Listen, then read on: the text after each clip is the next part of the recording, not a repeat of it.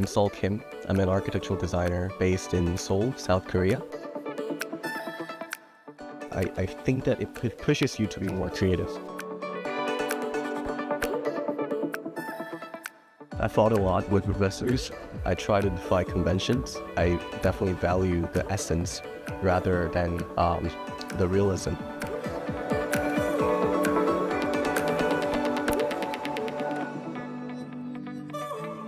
Thank you for having me. I'm Saul Kim. I'm an architectural designer based in Seoul, South Korea. Right now, I'm in my practice of my own studio, Saul Kim Studio, since the beginning of this year. And recently, I started a teaching position at Hongik University as an adjunct professor. And I'm also an instructor at Domestika. I've always been interested in teaching, whether that's from SP or, during my undergrad or my master's. I always saw this kind of lineage of professors having their own practice. And I feel like this kind of path where you have both academic journey and the practice, a journey of the practice, it kind of empowers yourself a lot. I think that it pushes you to be more creative. Being involved in the academia after leaving school for such a long time, that in itself allows you to be caught up with the things that is going on in the field of the discipline, and it allows yourself to be updated every now and then. So I think that is one of the reasons. And in terms of the practice, I think it's just my ultimate goal as an architect to be a professor and also be a practitioner with a certain scale of an architecture company. I think that's my ultimate goal. Yeah. 3 words? Yeah. Shoot. As an architect and as a student? Each. Wow. That's a possibility. Wait, you didn't put that in the... Because we have more time, so we just... Okay, sure. How are you? As an architect. Well, I'm known for my architecture anomaly, so I think the first word will be anomalous. I try to defy conventions. That's what makes what I believe that my projects are unique in that way. Second is also minimal. It's hard to believe that my projects are minimal, but they're rather simple, but with a kind of the right juxtaposition, I'm trying to make something that's unique out of that. So there's something about this balance between something that's super minimal versus super complex. And I'm trying to find that middle ground from that minimalistic gesture. And third, I think would be humanless. I think most of my architecture right now is focused on the thing in itself rather than the contextual. So as of right now, I think most of the projects I've done are not located in city context. Most of them are in the forest or by the beach or, somewhere that's not so densely populated with human. And one of the reasons why is that I portray myself that way because I definitely value the essence rather than the realism. And as a student, I'm not quite sure what I was. I think I was rebellious for sure. I fought a lot with professors.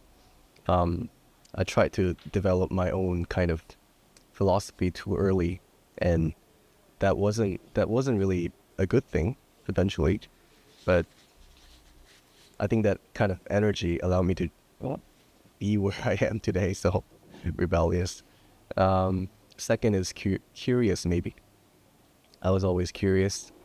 I was trying to figure out why things are the way they are, asking questions nonstop.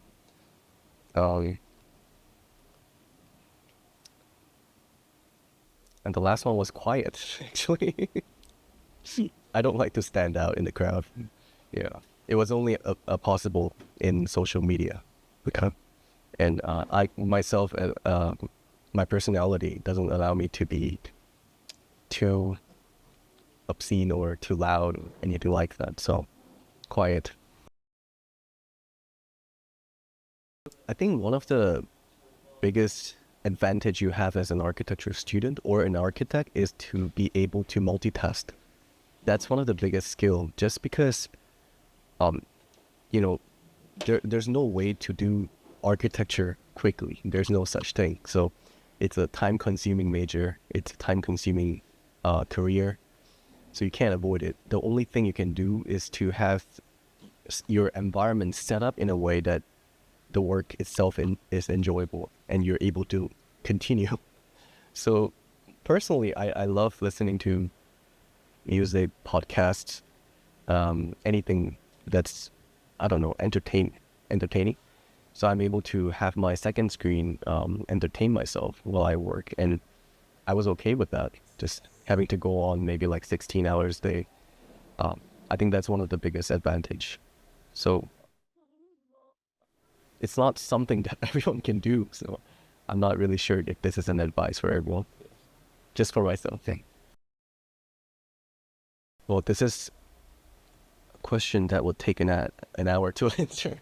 But most importantly, I think I'm definitely influenced by some of the things that were taught at my undergraduate school, which is at SCI-Arc.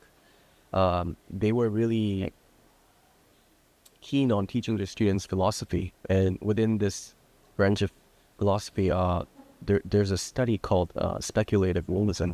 I'm going to talk about that later, but it's basically a belief that existence in itself, it's not dependent on human perception.